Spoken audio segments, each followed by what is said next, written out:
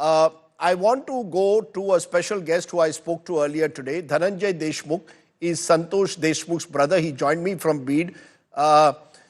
संतोष, आप मुझे ये बताइए, धनंजय मुंडे ने अपना अब इस्तीफा दिया है, क्या आपको लगता है इससे आपको संतुष्टि मिलेगी, आपको न्याय मिलेगा, यू विल गेट जस्टिस, आपको जस्टिस अब मिलने की उम्मीद है जिस तरह से आपको आपके भाई को मारा गया?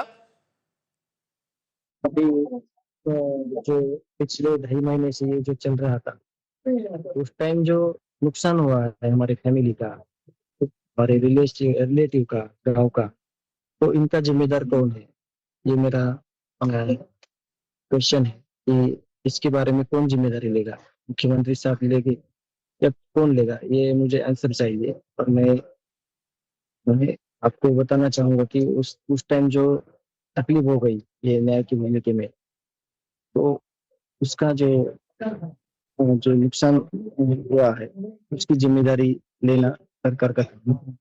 आप बड़ी बात कह रहे हैं, जिम्मेदार किसको रखेंगे? Who will be held accountable? सरकार कह रही है, महाराष्ट्र सरकार की, उन्होंने 8 लोगों को अरेस्ट किया है, चार्जशीट तैयार हुई है, धनंजय मुंडे ने अब इस्तीफा दिया है, उनके करीबी वाल्मीकि कराड अक्यूज नंबर 1 को अरेस्ट किया गया है।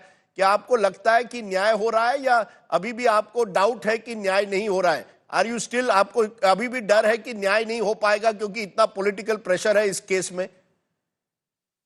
अभी आने वाले जो टाइम है, आने वाला उस टाइम पता चल जाएगा कि न्याय मिलने वाला है या नहीं मिलने वाला है।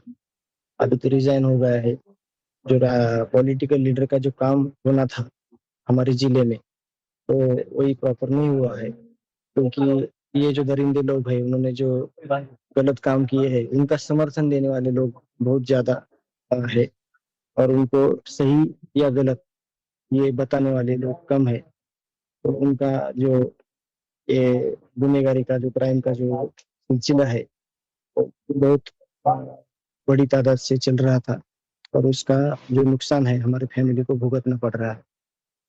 आप बड़ी बात कह रहे हैं, आप कह रहे हैं वाल्मीकि कराड को पूरी तरह से, एक तरह से राजनीतिक संरक्षण था, वो धनंजय मुंडे के बहुत करीबी थे। क्या आपको लगता है कि ये एक तरह से मंत्री जो है, क्योंकि धनंजय मुंडे का नाम चार्जशीट में नहीं है, क्या आपको लगता है ये सही है? किसने ये, क्या ये केवल वाल्मीकि कराड ने करवाया या उसके बड़े लोग हैं? ये क्राइम पॉलिटिशियन का एक तरह से नेटवर्क है। अभी अटैच प्रॉपर्टी या सब जो उनका जो मिलना जुलना था सब काम में, सब प्रॉपर्टी में, तो ये सब पूछताछ होके इसके बारे में गवर्नमेंट को ही उसको न्याय देना है, और हम इंतजार करेंगे कि हमको न्याय होना चाहिए। नहीं, आप जो, आपका जो परिवार है, क्या ये लड़ाई लड़ता रहेगा? आप पीछे नहीं हटेंगे? हाँ, यही पीछे नहीं हटेंगे, न्याय चाहिए, न्याय मिलना चाहिए। आप पर किसी ने कभी दबाव डाला है? आपके फैमिली पर कोई दबाव डाला है? क्योंकि इतना ये केस इतना बड़ा बन गया है, आपको कॉन्फिडेंस है कि कोई न्याय मिलेगा और कोई दबाव के बगैर मिलेगा? गांव के जो आदमी, गांव के जो लोग हैं, उनको ये सब जो मुश्किलें हैं उनसे दबाव है, और ये सब राजकीय दबाव था, ये इनके नजदीकी थे, इसलिए सभी ये दबाव तंत्र का प्यार उन्होंने निकाला था। तो ये बहुत गलत है, और हमको अभी न्याय कब मिलेगा, हम उनके न्याय के इंतजार में।